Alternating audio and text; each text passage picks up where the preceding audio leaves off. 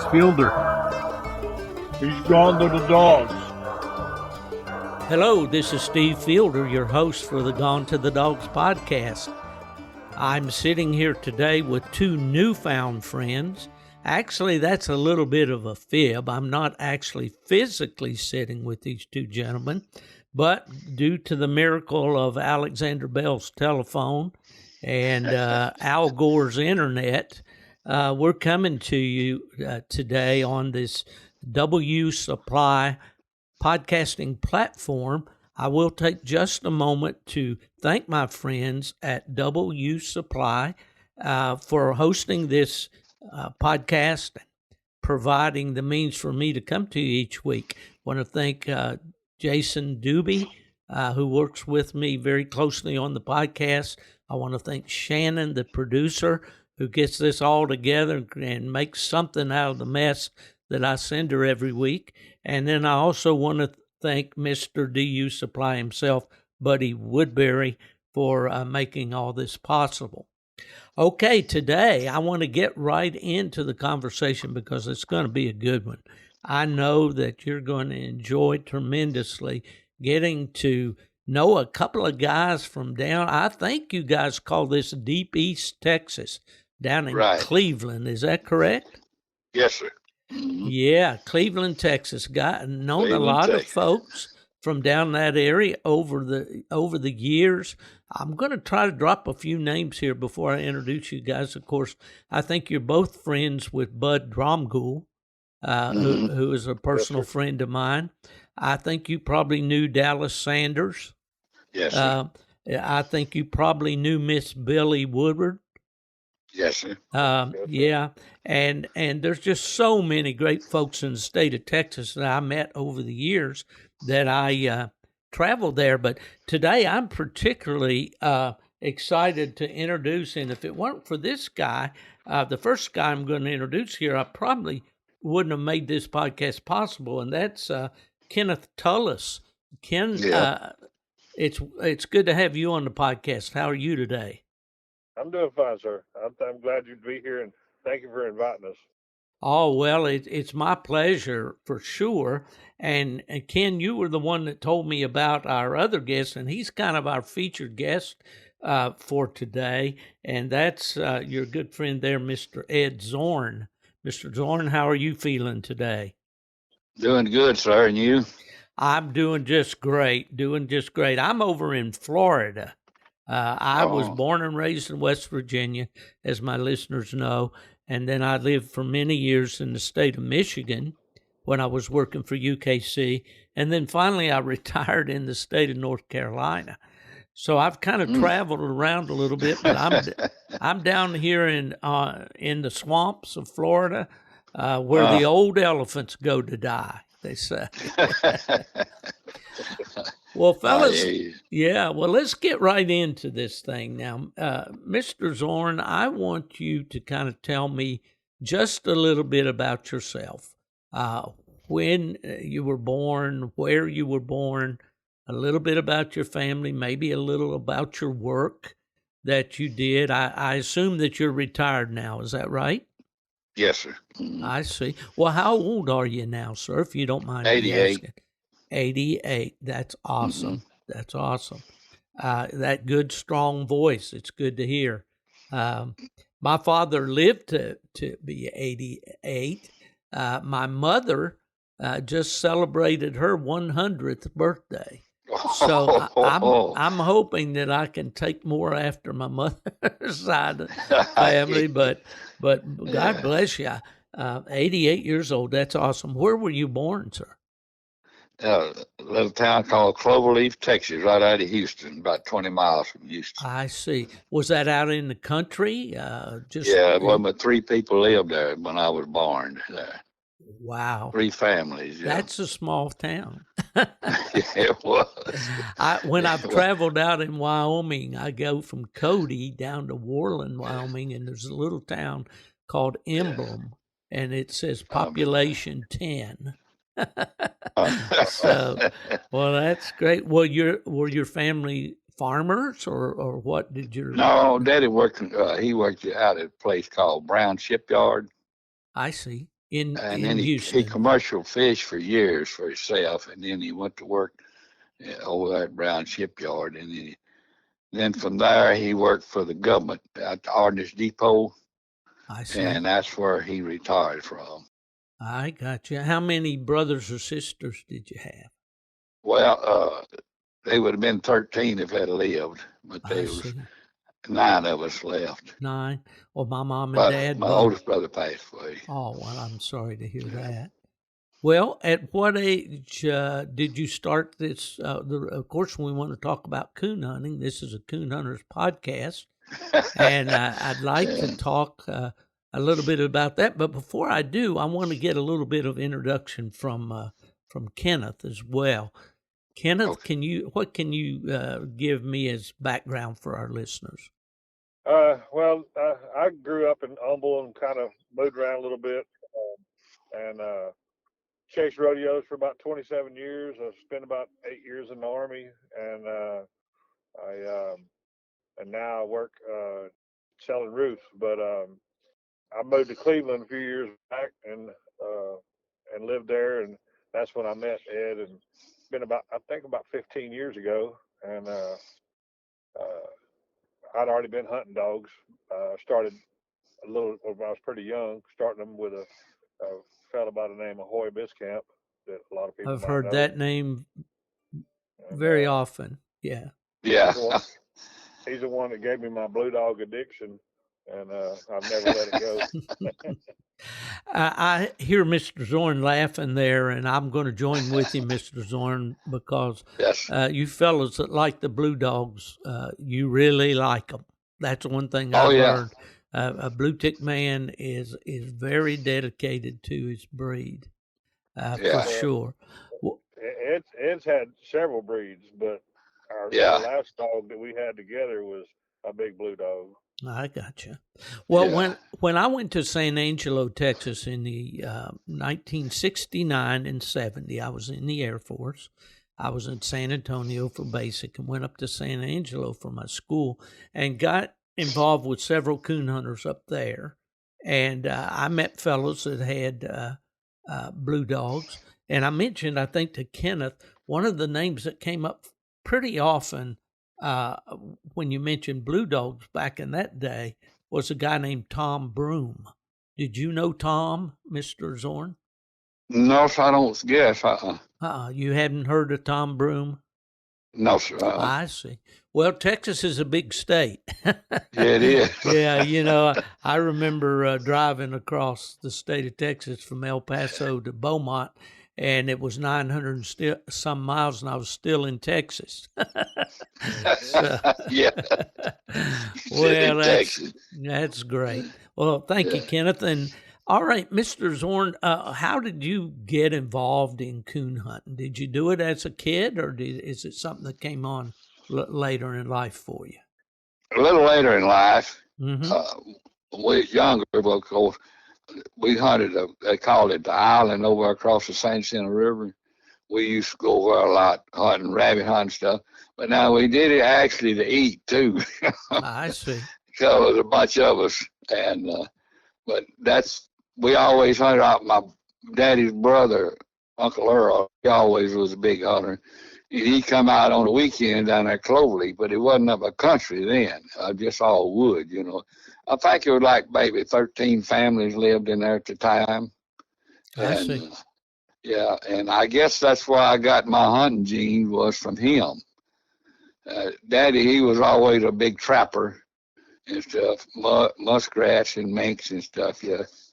And then when he got older, he went to work for the government out there at the Ordnance Depot, and that's where he retired from.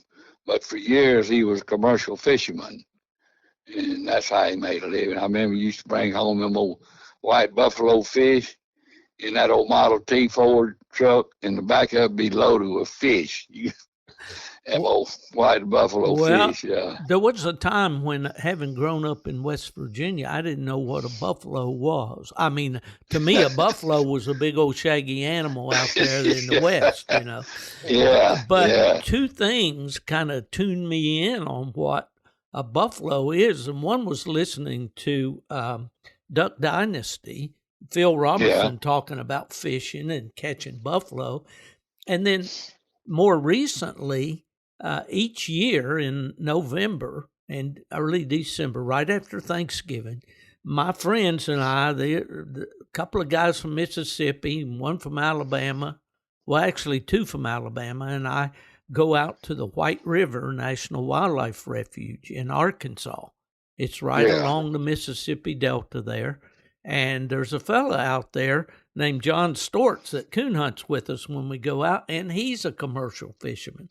And that's what he catches. He comes in the morning with that, but when he lifts those nets, he's got that boat full of buffalo and some of those Asian carp and some catfish. Yeah. There's a lot of fish in those southern waters down there, aren't there? Yeah. Sure is. Well, I don't know if your experience was like mine, but we go fishing out of the boat. We go coon hunting out of the boat sometimes. And the only drawback to fishing out of that boat is it smells like those buffalo fish.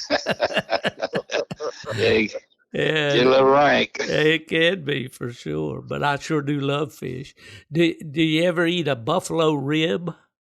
I probably did. They didn't call it buffalo rib, you know. Well, what this guy does is he takes some of the ribs out of those big ones and leaves the meat on them.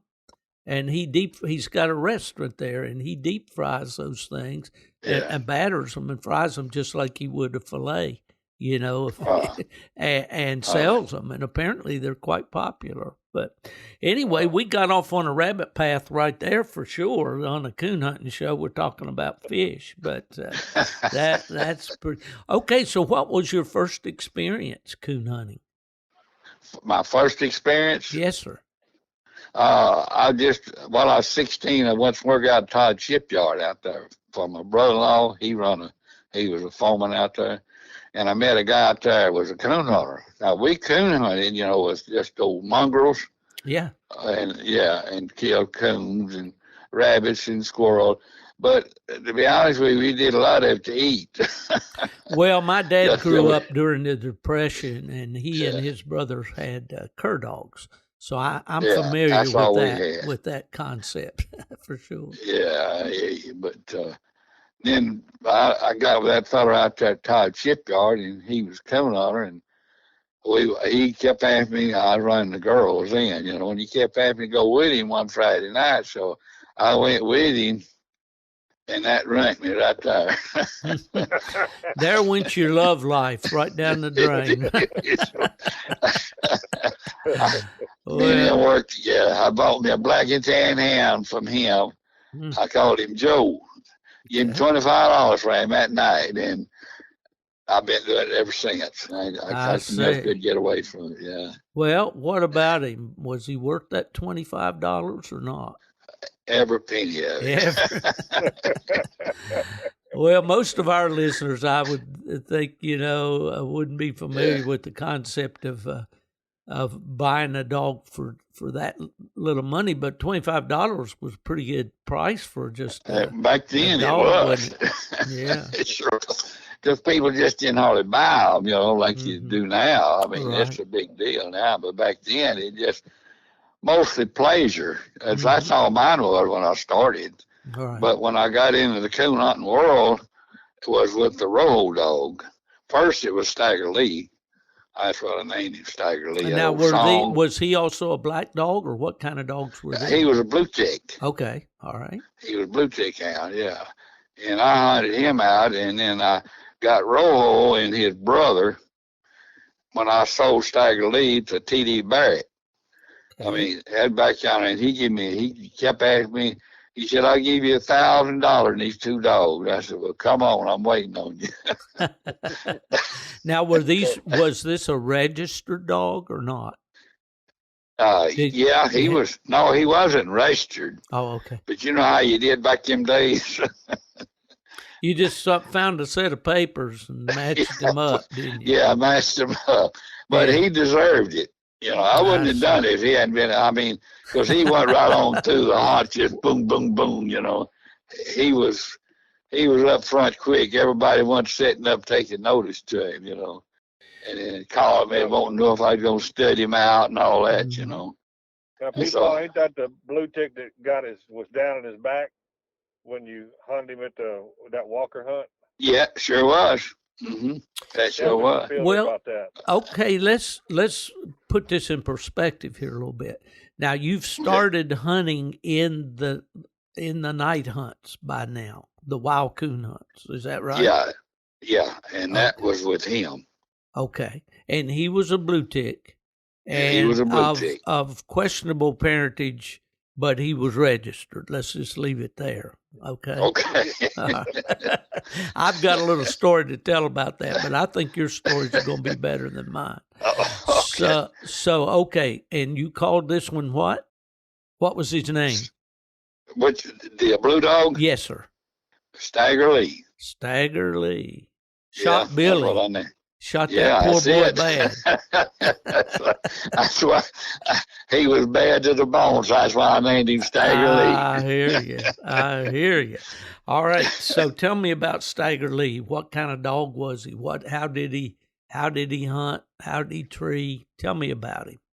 Well, he was just a natural coon dog, is all I can say. I mean, from night one, he treated coon, and from there, he didn't get a whole lot better. It was all natural with him, you know what I'm saying? Mm-hmm. And Yes, sir. he was always straight as a string, straightest dog I ever owned in my life. I've had some just about as good, but they wasn't natural like he was. He just come here doing that. And but then after him, I got Rojo. Well, let me ask you one more thing about Stagger Lee, or a couple of things actually. What kind? Did he have a good mouth? Had a good mouth, yeah. Did he bawl or chop on the track? He had a little ball mouth. Mm-hmm. And chop on the tree. Chop on the tree. Okay. Was he fairly accurate? I mean, did he was real generally? Accurate. He was. Okay. Yeah. A lot of those older dogs that I remember myself. I'm 75 now. You've got a few years on me, but not all that many. And I'm 88. So yes. much, yeah. And well, okay. And was he a pretty good track dog? I mean, did he have a good nose? He was good in every department. Okay. Yeah. He had it all then. Well, did you ever breed him? Yeah, I bred him a few times, not many, but I bred him. It was a black and tan Jip back then, and all the puppies turned out good. Yeah. Everybody let him. He like I say, he was a natural, and he reproduced himself. Yeah. I guess he had real strong genes, Everybody's dream. Well, how old was he when you got him? How old was he? He was probably about 18 months old, I guess, something like that. So did you keep him till he died? No, I finally, man kept offering me too much money for him, old T.D. Barrett. Yeah, that's right. You said that. Yeah, he just, kept handing up the offer. I said, and like I say, he'd been run over and broke down his back end. I told him, I said, T.D., now he broke down his back end. He said, I don't care if he broke down front end and back end. He said, I want him. Well, okay. So you were telling me about Rojo now. Where'd Rojo come in? He come in after Stagger Lee. Okay. Yeah. And but what kind of dog was? Oh, go ahead, sir. Matter of fact, I got him from T.D. Barrett. He swapped me Rojo and a big blue dog and $1,000 for Stagger Lee, and that was a lot of money back then. Yes, sir. And now, Mr. Fielder, Stagger Lee was blue, and Rojo was a white dog. I see. Was he? Rojo was a Walker dog, yeah. He was a Walker dog. Yeah. All right. So, all right. Well, tell me about Rojo. Well, I'll be honest with you. He's one of the toughest hounds I ever owned. I mean, any department, tree dog, track dog, strike dog, real good nose. And but Stagger Lee was a real good hound too. I mean, and that's the reason why he bought him from me, T.D. Barrett, because he hunted with me some. Yes, sir. And he had this young dog he bought from what's that? I think of his name. He's real well known. Damn. Mm-hmm. Oh, There in James. Texas? There in Texas? No, he was from Arkansas. Oh, okay. Yeah, he was from Arkansas. He was real high up in coon hunting. In What is his Blue name? Dogs?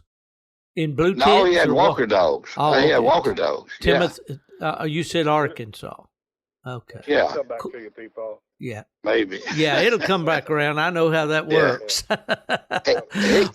But he was a real famous hunter too. Mm-hmm. So you got Rojo when? How old was he when you got him from this trade? Probably 2 years old. Yeah. Mm-hmm. Yeah. So he came from from a well-known hunter in Arkansas. Right. Yes. So did you keep him all his life, or? Yeah, I kept him till he died. I see. I see. Did you breed him at all? I did. Yeah, I got quite a few good young dogs out of him, but I'd sell them fast I got them. You know. Yeah. Well, did you? Was he registered? Did he have papers on him? Oh yeah. Yeah. He was registered when I bought him from. Oh, okay. Now Stagger Lee wasn't. Yeah, I understand that. Mm-hmm. Rollo come from the Crowd and Billy dogs. He was right out of Crowd and Billy. I got you. Mm-hmm. Yeah. Well, that's. Now, Peepaw's son-in-law Ty has a dog, or has 2 dogs. I think off the Rojo bloodline. Yeah, the whole bloodline. Yeah, I 2 of them left. So you still have they watered down.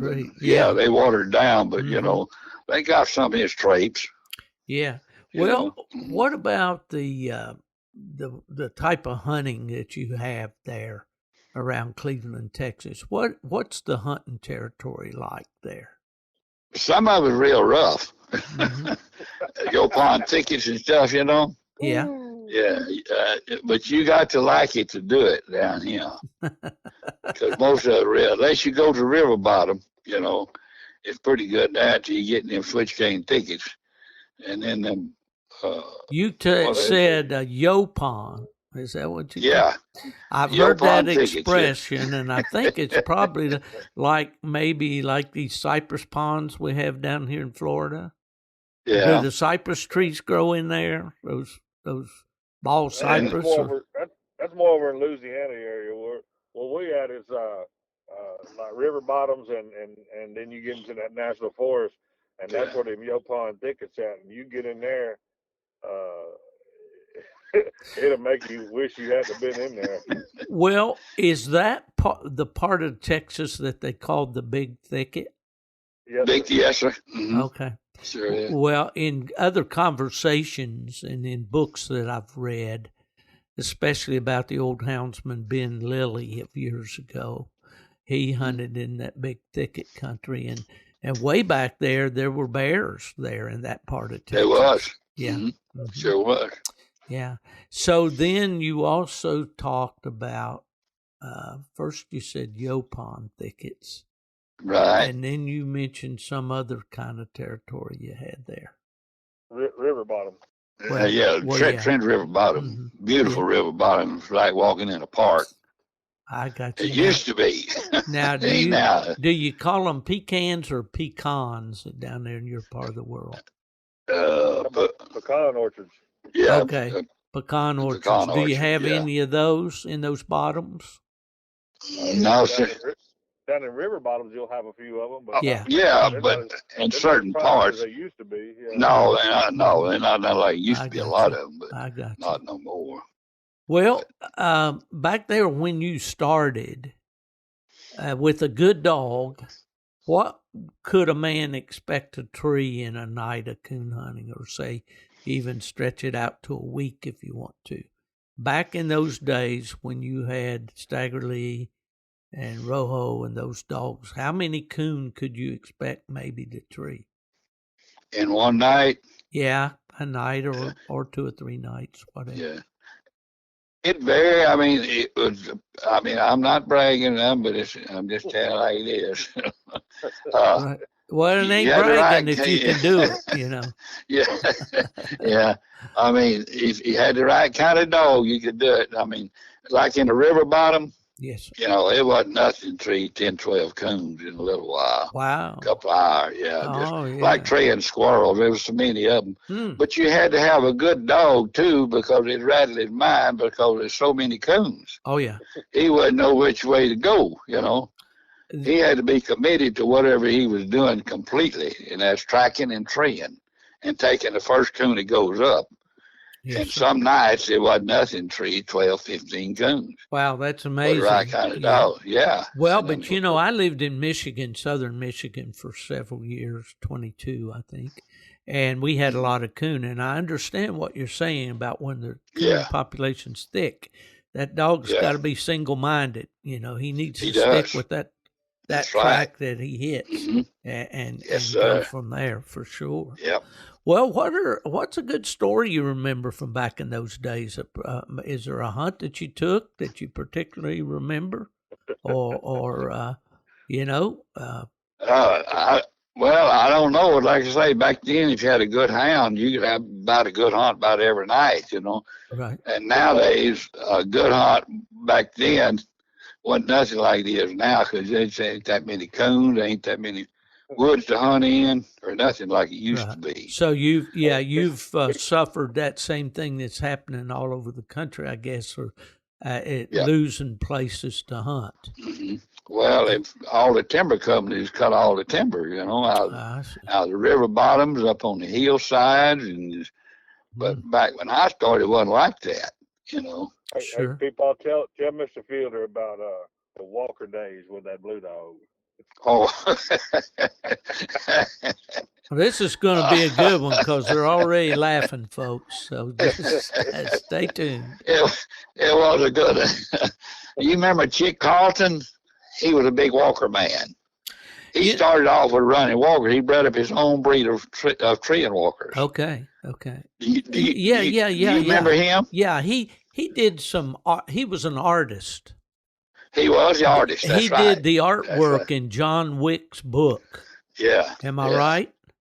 Yeah. The Walk with Wick. Okay. Walk with Wick. Yeah. All right, you're bringing up some good stuff here. Go ahead. All right. He told me the first time I met him and he hunted that dog. He said, I ain't never took my hat off to no dog or no jackass or nothing. He said, I'll take my hat off that dog. He said, man, that dog is some dog. I said, well, see, I guess he is. He said, I told him, I don't want to blow no smoke because he'll make me look bad next time I go hunting. I'm going to tell you what he has done. I'm not going to tell you what he's going to do because he's a dog. Right. So, but from there, he spoke for himself. You know. I hear you. Did you campaign him? I mean, put him in enough night hunts to put any titles on him? Was he a night champion or? Yeah, I made a night champion out of him. I see. Okay. But he got run over, and I never could. He got worse. You know. Sure. He made a night champion after he got run over. Yeah. Mr. Fielder, he ain't telling you this whole story now. So I'm gonna intervene. Okay, well I want the whole truth, nothing but the truth. Yeah. Yeah. Well, poor thing, after he got run over, he had much control over his back end. He come to a log, he put his front feet over and jerk his back end off the ground to go over a log. But he could treat more coons like that than most of the good dogs could on four legs. Yes. As a matter of fact, that's what I made a night champion out of him. Wow. After he'd been run over. Yeah. People couldn't believe it. Old Chick Carl, remember him or not, you know. Well, yeah. Well, it's the heart, you know. It's what's down there, that beating down there in that chest that really determines the really great ones from the average ones, I think. Yeah, he was. He hunted this dog in the Walker days, and Stagger Lee treed more coons the first night and scored higher than them other three than everybody else did in 3 nights. That's right. Wow. Now, was this the UKC Walker days up in Indiana? Yeah, or somewhere? It was. No, it wasn't Indiana. No, it was over at Tulles, Texas, they called it. Right out of Beaumont. Oh, okay. This must have Yeah, been right a out of Walker Beaumont. sectional there. It was a Walker sectional. It sure was. And people wanted to buckle with the blue dogs. Them boys couldn't believe it. They said, that dog jerking his ass over them logs and seeing more coons than these walkers. He hurt their feelings a little bit. But they couldn't deny it. The coon laying out in the dead opening.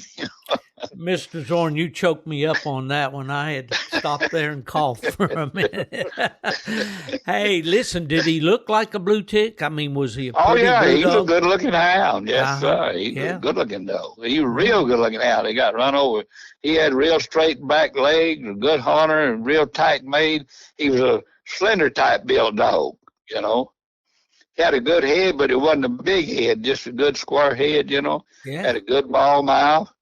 Good hard tree dog, honest tree dog. Yeah. That's the straightest dog I ever owned in my life. He never treated nothing but a coon. I see. That's the kind we're all looking for. Yeah. And if you had a whole bunch go ahead, sir. Huh? Go ahead. I've had a lot of good dogs, but I mean, he was the straightest hound I ever owned, and I've had a lot of good hounds. Well, I've had it hard. Well, I understand that you have during your prime, and I know you've probably slowed down a little bit. Yeah, I have a fellow on this podcast regularly from Pennsylvania. You may have heard of him. He hunts redbone dogs. His name is Fred Moran. They called him the Redbone Man, Fred Moran. But he's 85 years old. And he still hunts 4 or 5 nights a week. And of course, he's in Pennsylvania, but it's hill country where he hunts there. So my hat is off to you fellas because I know how much I've slowed down. You know, I still hunt. I was out here in these Florida thickets and swamps Saturday night hunting, although I haven't been this week yet.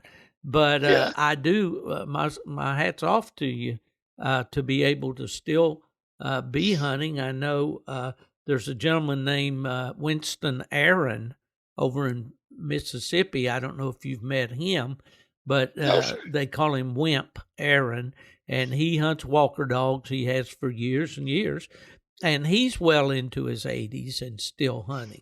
So you guys, that generation, are pretty tough. I'll give you. I'll give you. Do you still get to go hunting at all, Mr. Zorn? Oh yeah. You've got some hounds there. You got some hounds there at the house. Good. I do. Are they blue dogs? Are they Blueticks or what? Yes, it is. Yeah. He's got a blue puppy off of and now see he said some stuff there about being the best dogs he ever had, but I'm kind of partial to a dog that we were partners on, and his name was Easy Gentleman Jim. And, He was about 120 pounds of big Bluetick. And, that's a big dog. All power. I've tied him to trees, and he's come back, and he ain't there while I'm squalling, and he done broke the leash and broke the chain. Oh boy! And I hunted that dog for 4 years and made a Grand Night champion out of him. And I bred him to some females, and I have a 3-year-old male dog off of him that's doing really well, and Peepaw has a 3-year-old male that's off of him that's doing well. And then I bred his son to a female, and I got a 12-month-old pup off of him that's doing real well. Well, that's good. So you got something coming on for the future, and that's always important. What would you say, Mr. Zorn, had been your the thing that you've enjoyed most about having tree dogs and coon hunting and all? Is there any one part of it that just seemed to be the thing that you like the best? Yeah, I like a dog with a good ball mouth, good looking hound, and a good hard chop on the tree, Right. And and normally be pretty well straight out from get go, Right. Well, they're not all like that, but some of them. Sure. There was a discussion just recently on a Facebook page, which is on the internet. I don't know if you fool with that at all, No, sir. But anyway, it's a place where people can just go on the computer and talk and have discussions about things. And a fellow posted up this week about, he said, what about possums?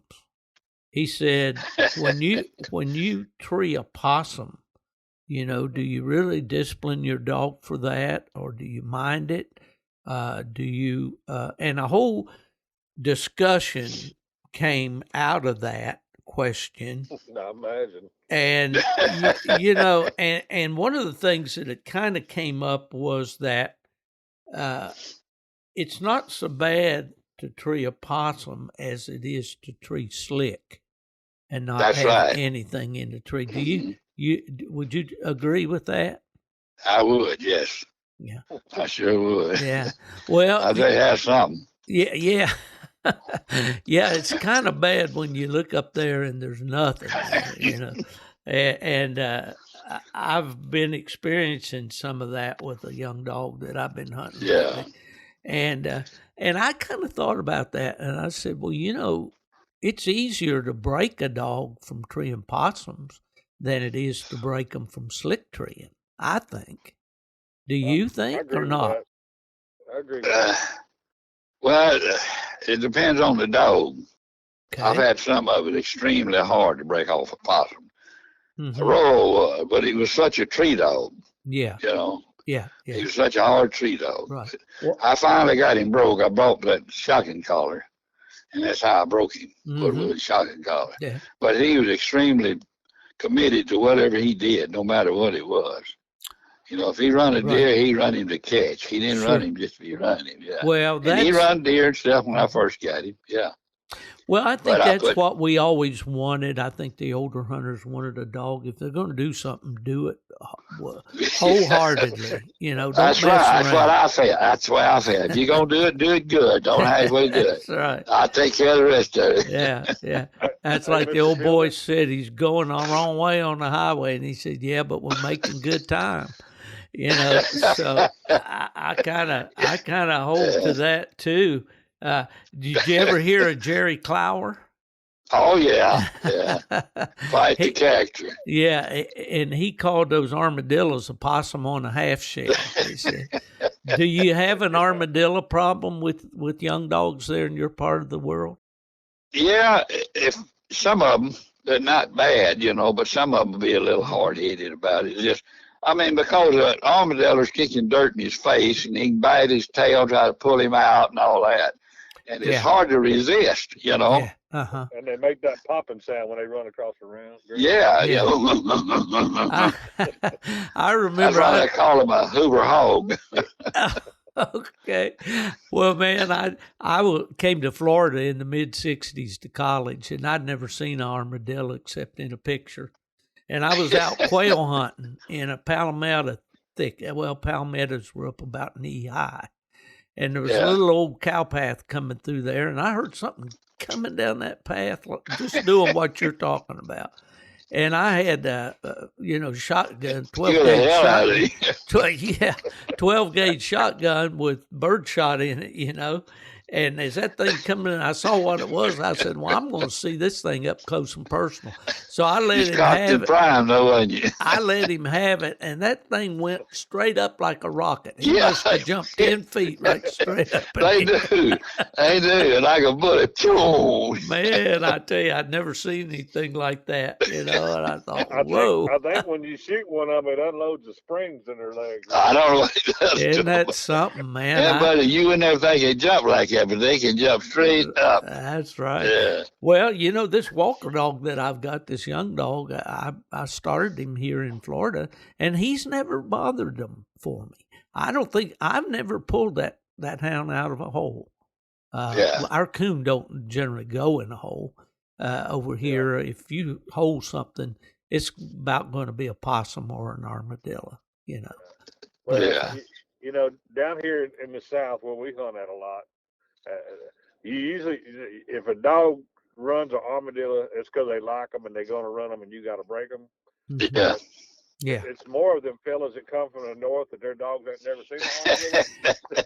Yeah. Well, that brings up down here with them high high-powered dogs, and Mm. them dogs ain't never seen an armadillo, and they gonna run every one of them in the hole if they can. Well, Well, that's because the armadillo does all that grunt. Yeah, make all that grunt. I guess. They gonna chase him. Well, I've Mr. got. Go ahead, Kenneth. Stephen, there's an old man, and he might be on the phone with us right now, but he always been telling me since I've known him that when dealing with the dogs, dealing with hounds especially, you got to admit a problem before you can fix a problem. Well, those are wise words for sure. You hear him laughing there. I hear him. Well, I got He's been doing this about 60-something years, and I'm indebted probably about 20 or so, and maybe a little more, but well, words to live by. Well, on this podcast, it's a little bit different than some that are out there. My partner and I started what was really the first tree dog podcast out here on the internet. We called it Houndsman XP, and it's still out there and all. And there's different ones, and some of them like to talk a lot about the competition hunts and who the latest winners are and all that. But what I like to do is talk to the Mr. Zorns of the coonhound world that have had the experiences and paid their dues, so to speak, and those are the people that I tend to want to learn from. Now, I can learn things from these other people, but I'm not going to apply what I learned from them because I'm not going to be out there on a night hunt at my age. It's a young man's game, you have it to. Is. And it's getting worse because the dogs they're hunting nowadays hunt so hard and so wide. And they're, we talk about it all the time on this podcast. They're looking, we call them ambush dogs. They're looking for a coon that's hot enough that they can tree and score on it. But I want to tell you one little story about the armadillo before we leave that. I was contacted when I lived in Michigan by a friend in South Carolina, a couple of guys, and they were interested in a dog that had been just tearing up the night hunts in Michigan. He was he had won a lot of money in the PKC hunts, and he was the state leader and all these things. And this guy called me and he said, if you would do me a favor, would you go to, this is asking quite a lot, I thought, go to the bank. I'm going to forward a cashier's check, pick up the check, go and buy this dog and put him on an airplane back to me here in South Carolina, which is, in and of itself, quite, and then when you consider that check is $15,000, then that's putting quite a bit of faith in me, more faith than I want somebody to put in. Oh yeah, they will put you in a predicament. But anyway, the long story short was when that dog got back to South Carolina, he fell in love with that possum on the half shell. That's all he wanted to do was run and catch those armadillos.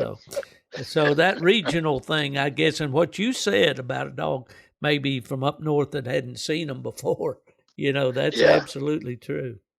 Oh, yeah, it is. I knew a man, they called him the bee man. That's what he was in bee business. But he's up north. But he'd come down here in the summertime because he had a bunch of beehives. He made real good money. It wasn't a lot of money. But he was the same way. I sold him several dogs from down here.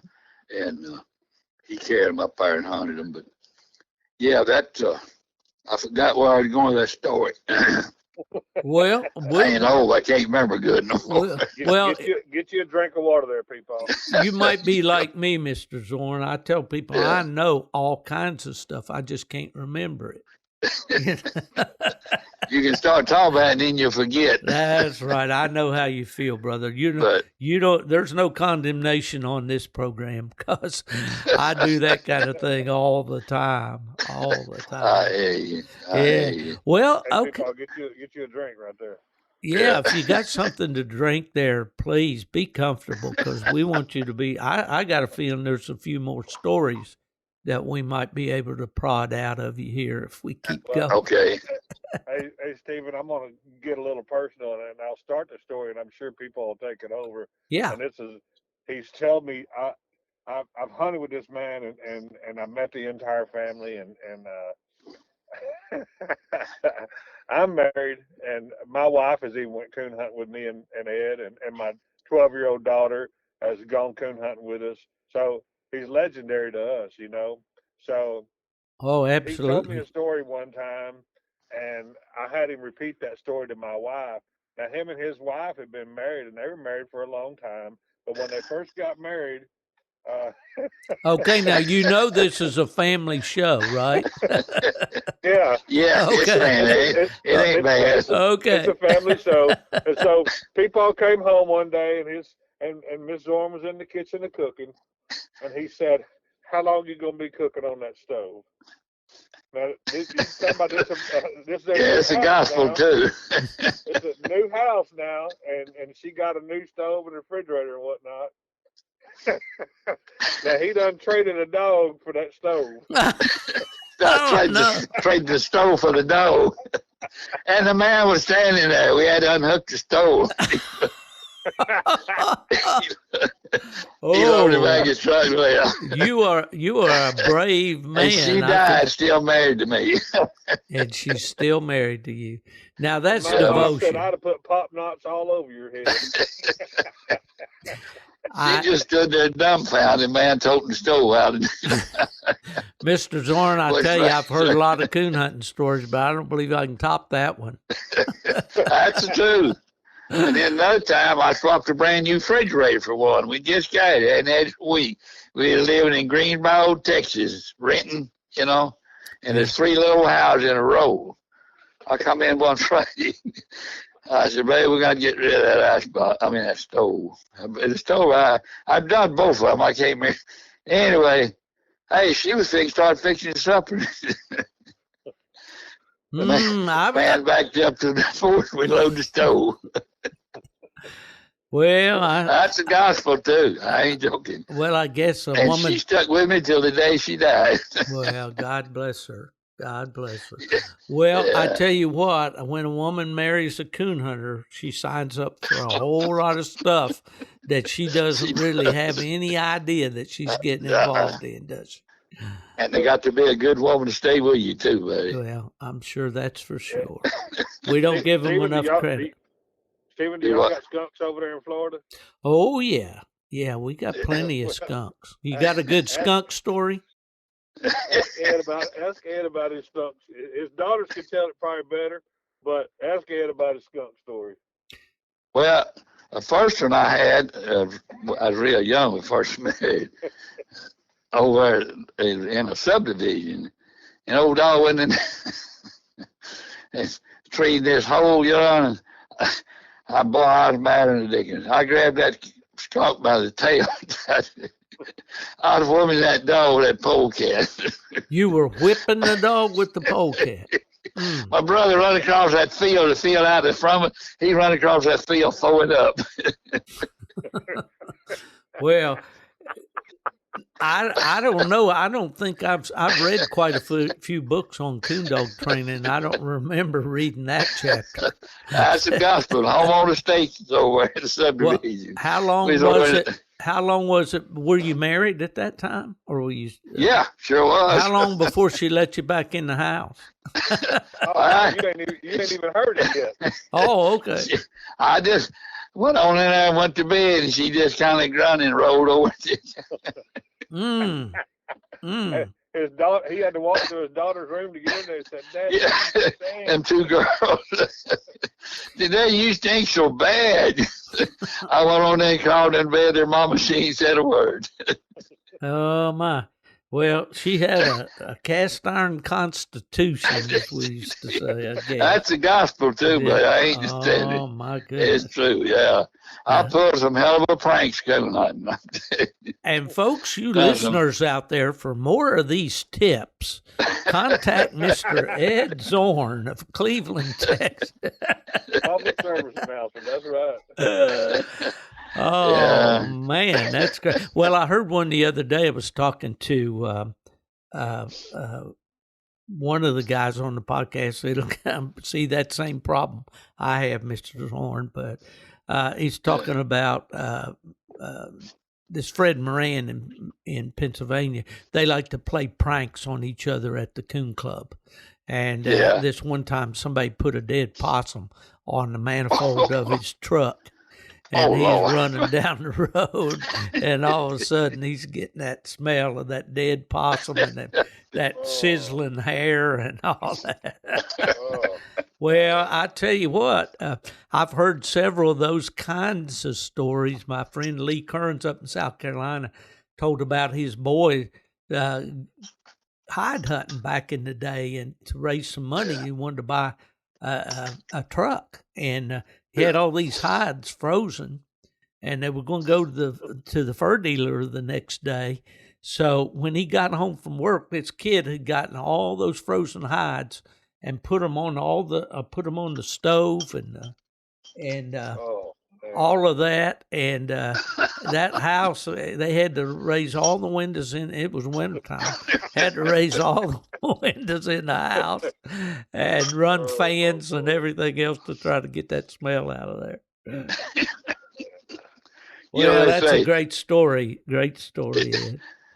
They say hunting and fishing stories. I believe every one of them because I've had some crazy stuff to happen. It's unreal. You know? Yeah. It's not believable, but it happens. Yeah. There's never there's an adventure every time you unsnap that dog, or I guess leave the dock in your boat or whatever. Right. Well, what do you got for dogs right now? What are you hunting? You got a kennel out back there with some hounds? Yeah, I got a young blue dog. Yeah. He's how old? Kenneth, 2 years old. They'll be 3 years old in June, and then Bluetick and his brother. You got a brother to mine, and those are those dogs. I think they'll be a year sometime in August or somewhere in there. But all them dogs come back from Easy's Raptor T Gentleman Jim. And, right. Okay, now who owned that dog? Because I'll confess I'm not a Bluetick man. Now, when I was with the registries, worked for UKC especially, I probably knew all the good blue dogs around the country, you know, but I just haven't been connected to them now for several years. Well, Ed called me one day, and I had a blue dog, before him that come off of Gary Miller's hunting a dog, Raging Rocky years ago, and I had a dog off of him, and I'd had Bucket for about 7-8 years, and he was getting a little old and a little long in the tooth, and so Ed called me one day and said, "Hey, I got a dog you need to come look at," and I'm like, "I don't need no dog," and he said, "Well, just come look at him anyway." So I went over there, and he brought out this big old Strallop, and that dog was taller than my waist, and I'm 6 foot tall. And I thought, man, what a dog! And he had what you would call a coon dog mouth. I'm talking about a long, good ball mouth on him, and he was a steady ringing chop on the tree. And so I hunted him for a couple of weeks, and I called people, and I said, I don't like him. He's too big. He's too strong. He's too ornery. I said, he ain't hunting good for me. He said, well, bring him over here and let me look at him. So I took him over there, and people said, well, take him home and worm him real good and let him rest for a week. So I took him home, wormed him real good, and waited a week. And then Ed called me and said, is the dog ready to hunt? I said, I can't tell by looking at him. He said, bring him over here. I took him over. When I took Jim out of the box, he'd been eating good and filled out really well because he'd been laid up for a couple of weeks, and he looked really good. His tail was held high, and his head had a big old box head on him. And I pulled him out of the box, and people all said, he's ready. Take him to the woods. So I took him that night, and we treed and looked at 3 coons in about an hour and a half. And I said, well, I guess he is ready.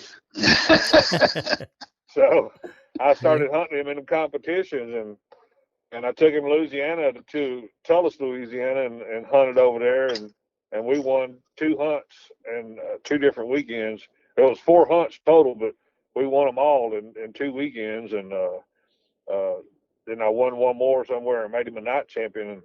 And I told people, I said, man, we on a roll.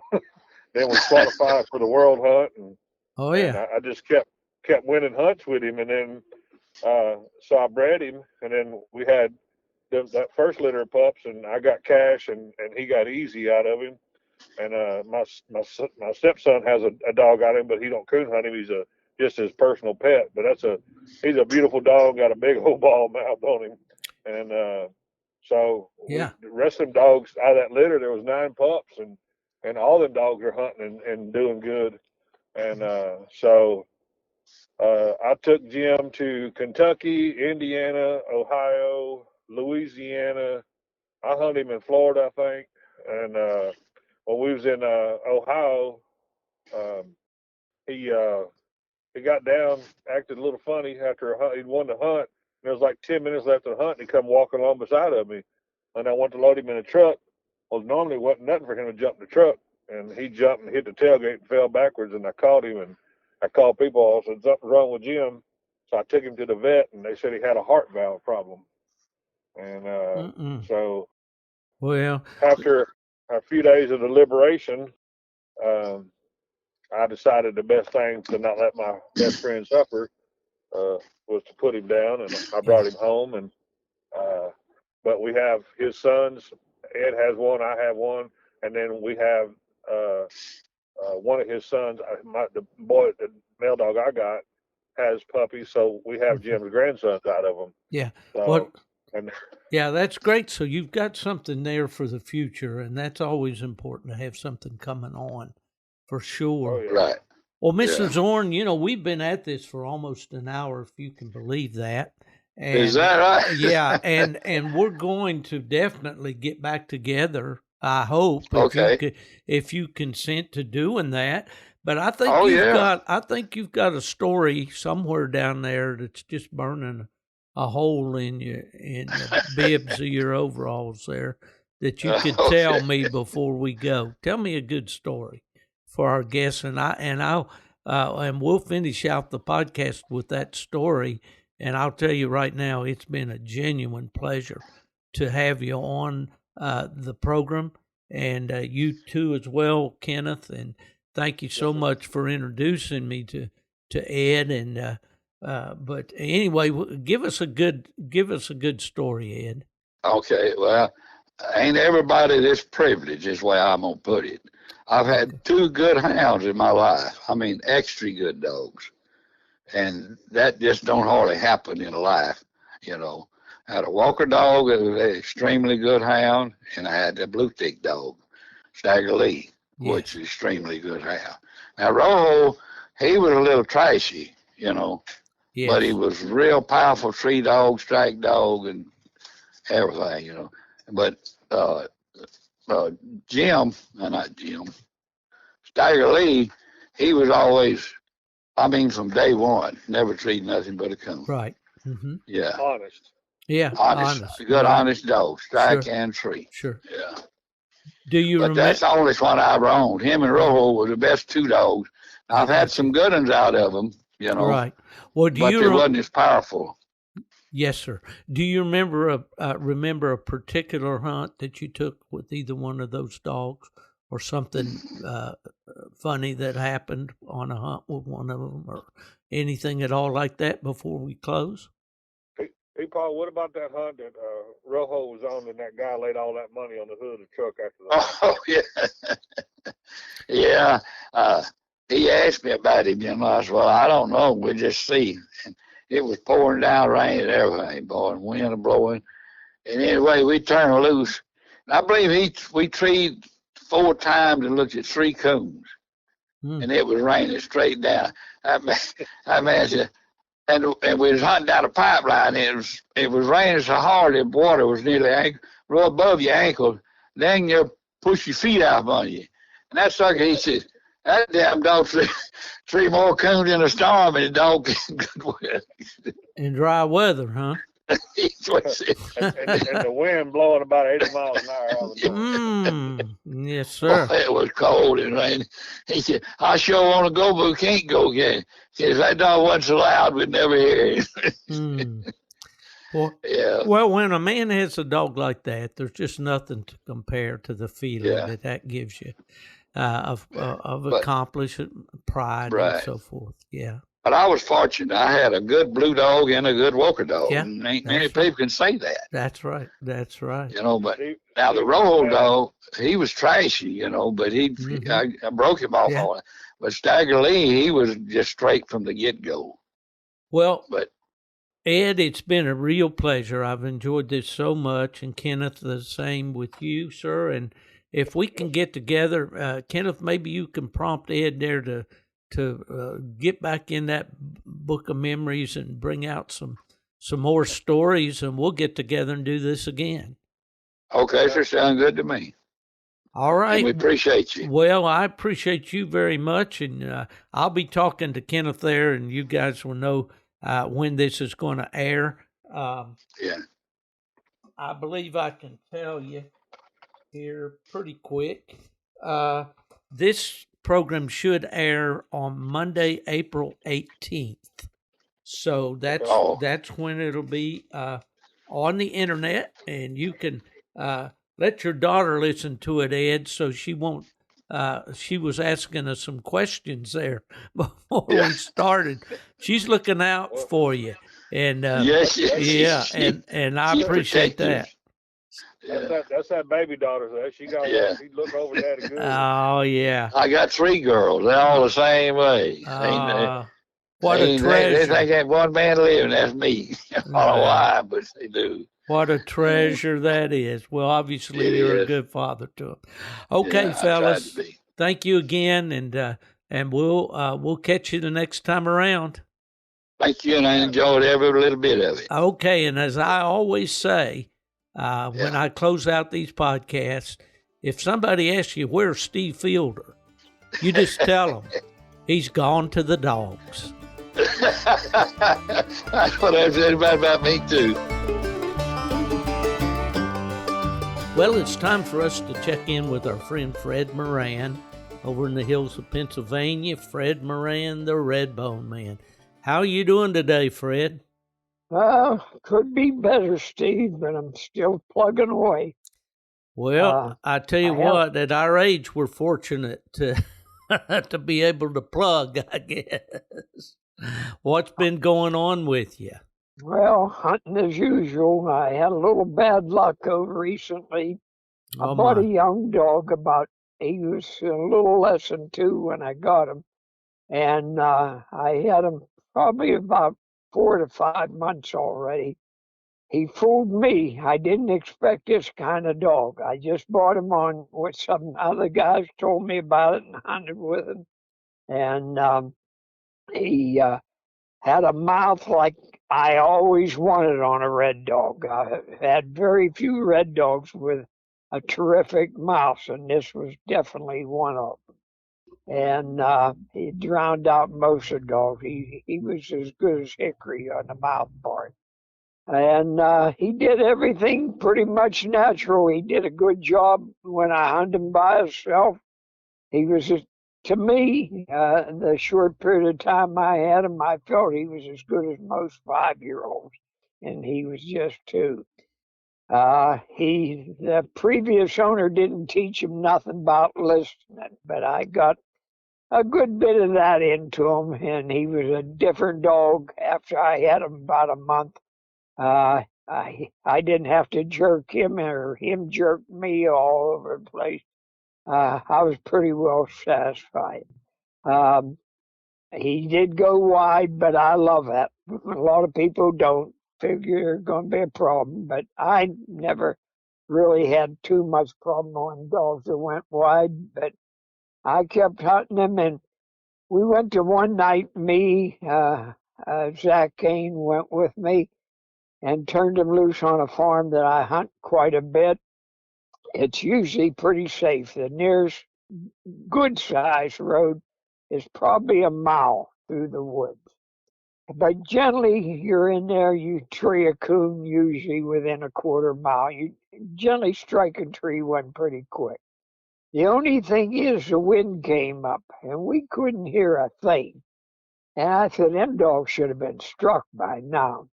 So we start going to different places surrounding this farm. Never heard a dog nowhere. I heard nothing but the wind.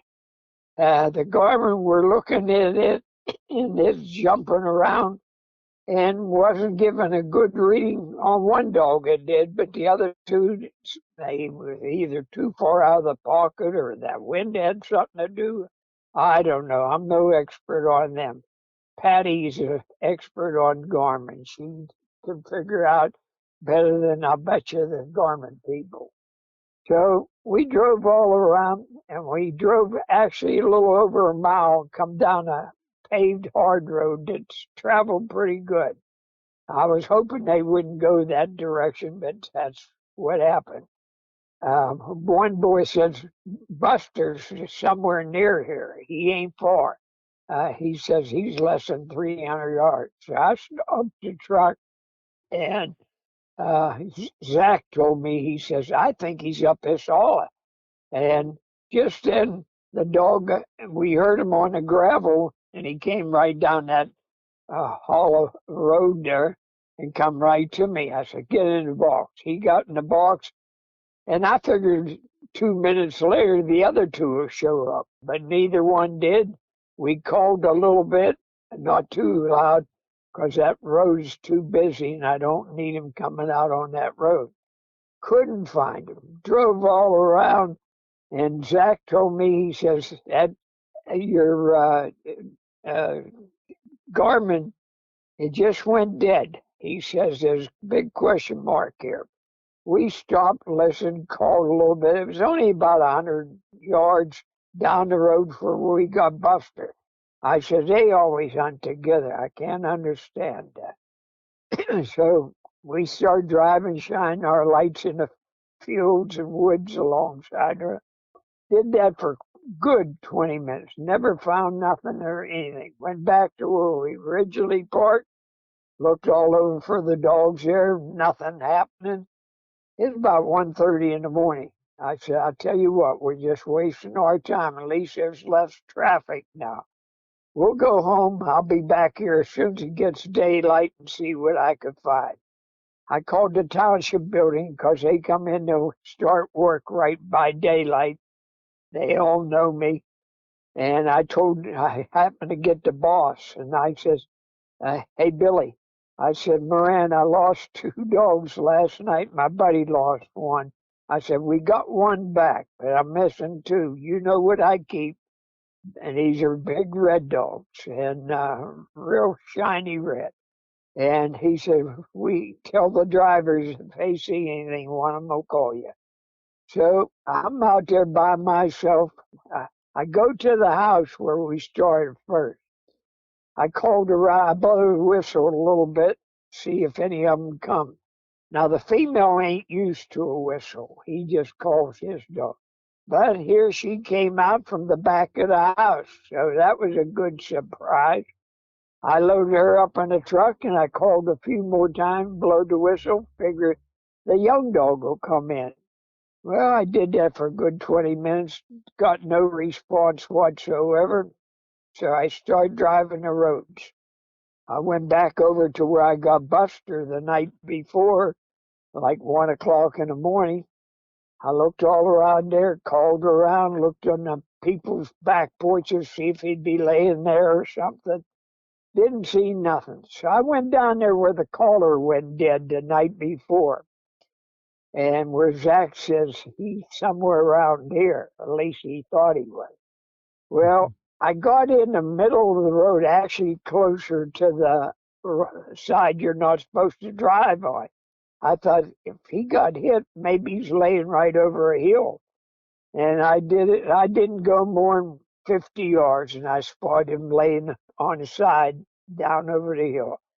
Well, I was hoping he was just hurt, not killed or anything, but I went down there and he was dead. So I figure it happened right when we caught Buster, right before that. That's what happened there. And the dog was bigger than I like. I don't like a big dog, although I've had my share. I learned if they're good enough, I'll learn to like the big stuff. Well, I went down and put a leash on, drug him up the hill like a deer because he was too heavy for me to lift. The dog probably was 65 pounds. And I finally got him up there and got him up on the end gate and was able to push him into the dog box and took him home. I called Zach and told him I got his female there. He says, "You get your male?" I said, "Yeah, but not as live as yours." And so he come over and took him over to his place and buried him for me. And so I lost a good dog. It wasn't the money doesn't bother me. I figure you can always replace one naturally if you have enough money on you, but it's still a hardship all the way around. I mean, nobody likes to lose a dog, especially a good one. And he was definitely something of the better class, I felt. I thought I was going to tear him up with him in the hunts, and a couple people that went with me just coon hunting thought the same. But that's the way you can have a dog that ain't worth a dime and put him out in the middle of the turnpike and every car will miss him. You put a good one somewhere, on a desert, he'll still get hit. It seems that way, Fred, for sure, and the good ones always go the hardest, in our minds, and especially a young dog with a great future ahead of him. What did you call this dog, Fred? Rooster. Rooster. I usually change the name on every dog I get. I want my own. But I figured this guy had him since a pup, so I just left it as is. I thought, that's good enough. I never had one named Rooster, so I left it the way it was. Well, for the Redbone people that may be listening, do you recall what his breeding was? Yep. He had some excellent breeding that a lot of people, I recommended this dog to a lot of people. He went back to the same dogs that Woody did, and that's the winningest Redbone in the last 4 or 5 years. Is that the dog that Doug Moore had? Yeah, Doug Moore got over in Ohio. And he was a good dog. I've had good luck with the dogs I had out of Woody and some of his offspring. I sold 4 or 5 females. Kerry Rooks bought a couple of them off me that went back to females of Doug Moore's also. And he had pretty decent luck with the ones he kept. Yeah. They're tree dogs. And Bill Toffelmeyer up in Michigan came down here and went hunting with me one night. Well, he came to buy a dog, and I had a female out of Doug Moore's dog. I wonder, Bill's 82 years old, but he still goes quite a bit. I want to tell you a story about his coon hunting, though. Let me finish this part first. Now, he called me up. I didn't know him from Adam. He says, I've been following you for a long time. Do you have anything for sale? And I don't mean to be smart or a wise guy or anything. I said, because I didn't know this guy from Adam. I said, I got a good female. I ain't going to breed her, so I might as well sell her. But I want $5,000 for her. And he said, when can I try her? I said, whenever you suit yourself. He called me ahead of time, and he came down, looked her over and everything. He seemed to like the looks of her. She was a smaller dog, well behaved, and she was a pleasure to own. Believe me, I had her for a good couple years. Made her a night champion. She listened good, quiet at the kennel. That's a must for me. I won't put up with a dog that carries on at the kennel. And he says, how's she do with other dogs? And Bill, you got to talk to me. He's got like a little bit of a squeaky voice, but I like to listen to him. And he says, let's take it with one of your other dogs. I just want to make sure it ain't fussy or anything. At that time, I had 4 dogs. I said, pick which one you want. He says, well, what about, he points to Buster. Buster was 15 months old at the time. I said, we'll take him. Here's what we'll do. We'll take him and her and tree one coon. We'll bring him back and put him in the kennel and then just take her for a couple more coon and see what you think. She might not do nothing, but I think she will. She's never failed me before. So we did that. He picked Buster. We took him to a woods not far from home. I honestly don't know who struck first. It was that close together. And almost the same thing on a tree. Not because they're mine. I thought they did A1. You couldn't ask for much more. We went in there. Bill ain't too swift on finding coon, I found out, but I showed him the coon. In fact, I think I showed him every one that night. But anyhow, we apologize, Bill. Yeah, I ain't. All right. We took him back to the kennel, and all my dogs I can leave out of the truck. They'll go to their kennel and go in and so forth. Or if I want to go hunting, I just turn them loose at the kennel and they'll find the truck wherever it's parked and jump in the dog box. And Bill got a kick out of that. He said, "Boy, I like the way that Buster dog loads up and goes in a kennel without you saying anything except go to the kennel." He said, "That's all right." I told him jokingly, he probably thinks I'm serious. I said, "You come back in 2 weeks. I'm teaching him to shut the gate." He busts out laughing. I says, "Well, we'll take the female now." And we took her to the woods, and I forget how many coon we treated. It was at least 4, and it was either 4 or 5. And I think we saw every one but one. And the last one was hard to find. And he says, "Well, I was determined to find it to prove to him she has a coon." And he says, "Boy, them briars are thick getting if we go to her." I said, "We'll see that coon." I says, "We won't have to go to her." I said, "If I call her, no matter where she's at, if she can hear me, she'll be here in a couple minutes."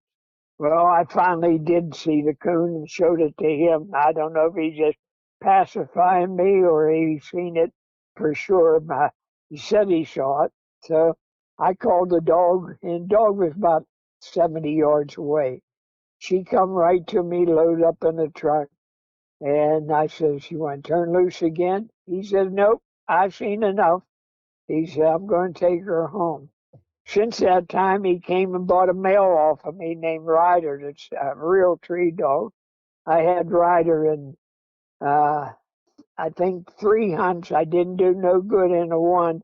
I would have if I'd have found a coon, but maybe you needed Bill to come and try to find it for you. Maybe. Fred, can we suspend this until our next visit next week? Sure. I first of all, I want to tell you that I'm very, very sorry that you lost Rooster, and I know our listeners are feeling your pain. Anybody that's turned a dog loose and found them on a highway like that, which I think we all have at one time or another, and it really is a heartbreaker. I'm glad that you still have Rooster, and hopefully, you'll have another young dog coming on.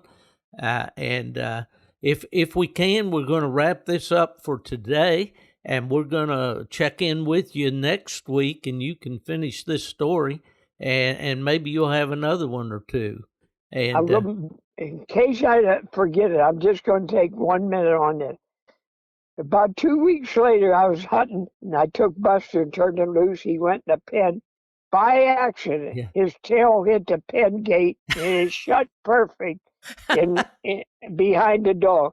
I said, "I can't wait." I said, "I hope that happens when Bill comes down again. I'll tell him I told you I'd teach him to shut the gate." But he's done it 2 more times since that. All right. Well, hopefully that he'll cooperate with you the next time, and then Bill will be scratching his head. I told him the truth, though, so he knows. Okay. But I shouldn't have, and hope that would happen. But well, Fred, that's great story, man. I could sit here all day with you, and unfortunately, we do have some limitations on the time, but we'll definitely get back to you. No problem. Next week, and I hope everything goes well with you. And again, we send condolences to you over the loss of your hound. Well, thanks a lot. All right. Well, you have a great day, sir. All right, you take care. We'll see you and talk to you soon.